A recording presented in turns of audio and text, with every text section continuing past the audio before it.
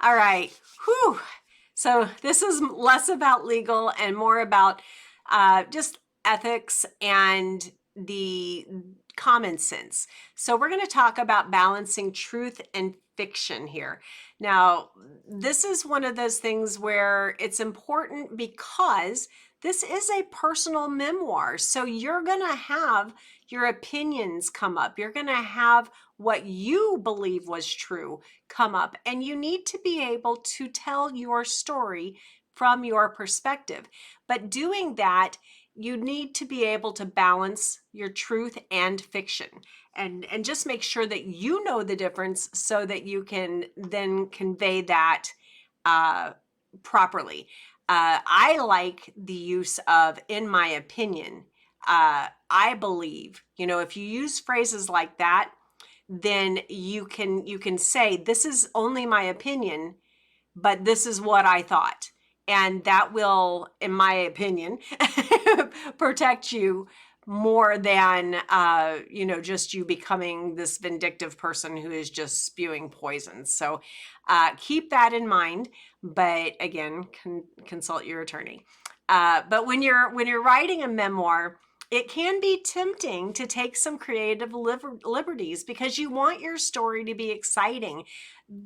It doesn't need to be, like on this corner, yeah, or a three-ring circus. It just doesn't need to be that exciting. It needs to be compelling. It needs to be emotional. It needs to be real and authentic. Those are the things that it needs to be.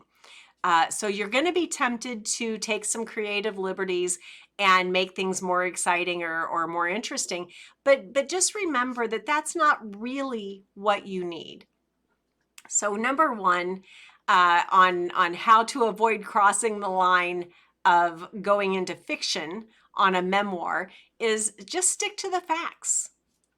The best way to avoid fiction in your memoir is by making sure that what you say is what really happened.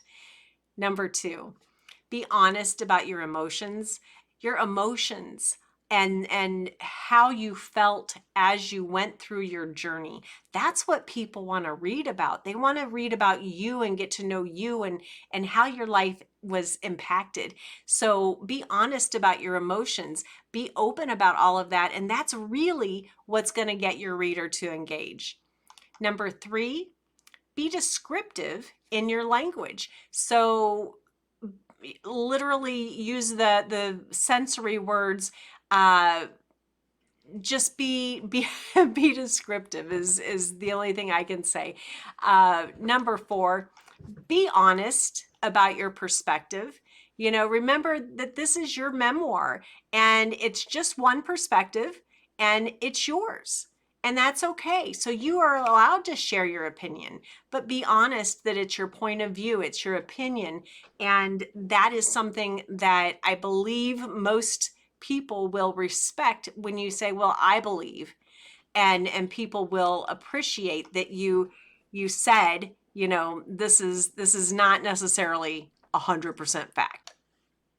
Number five, avoid making assumptions.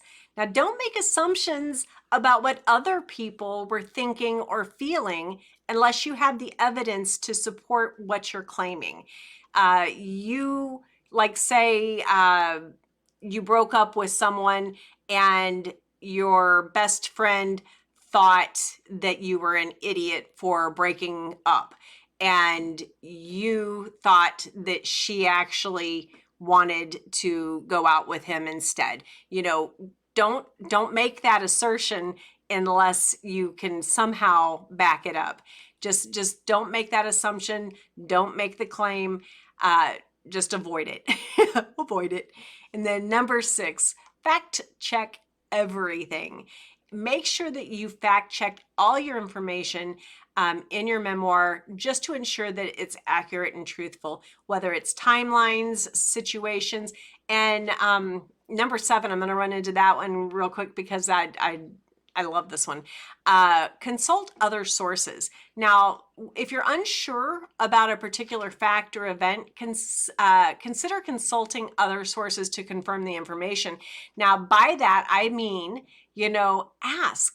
ask your best friend from back then, find them on Facebook and say, hey, I just remembered this situation. I'm writing my memoir. And do you remember when I was dating Bubba and we broke up? And I remember thinking that because you yelled at me for breaking up with him, but I kind of got the feeling that you wanted to go out with him. And, did you? And talk about it, laugh about it, enjoy asking other people, because that's one of the really great things about doing your memoir is you have the opportunity to get those questions you had answered. Don't make it accusational. Make it, hey, it's good to see you. I haven't talked to you in a while.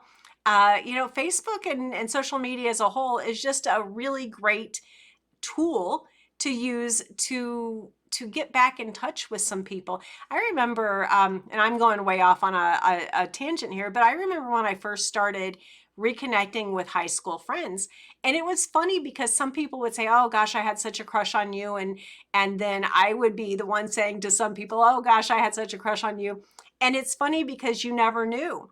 And just getting in touch with people again, that's one of the really great aspects of doing your own memoir, is getting back into your memories and closing uh, any areas that need closure and different things like that. So consult other sources is a really, really big part of making sure that, one, you don't get yourself in trouble, but also that you really benefit personally from doing your own memoir. Now, I'll rein it back in because I didn't mean to get that off track, but it really is, consulting other sources is a really big deal.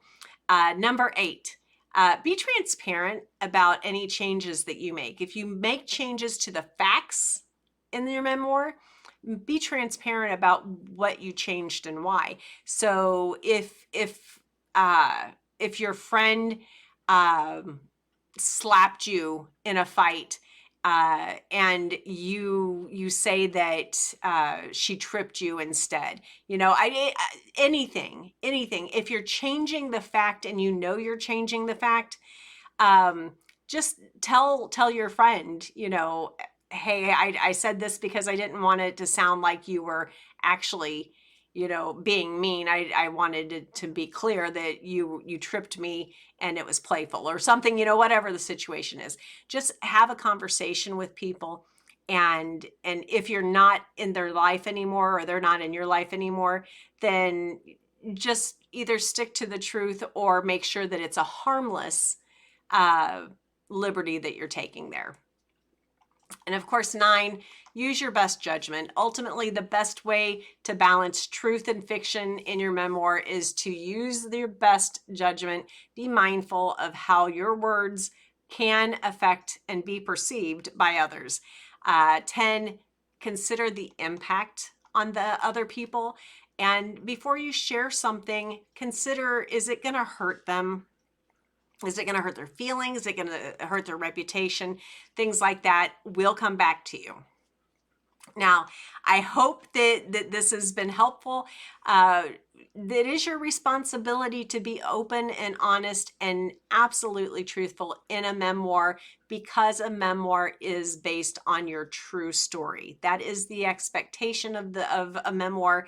So if you're going to throw some fiction in there, be very careful about it. And I would put a something in the front of the book and an introduction or something that says parts of this have been fictionalized. If you say that, then it may take away from your true story, but at least then your reader knows, okay, now they're going to wonder, was this part true or was this part fiction? And that's okay as long as you're open and honest about it. All right, guys, let's get moving on to the next section.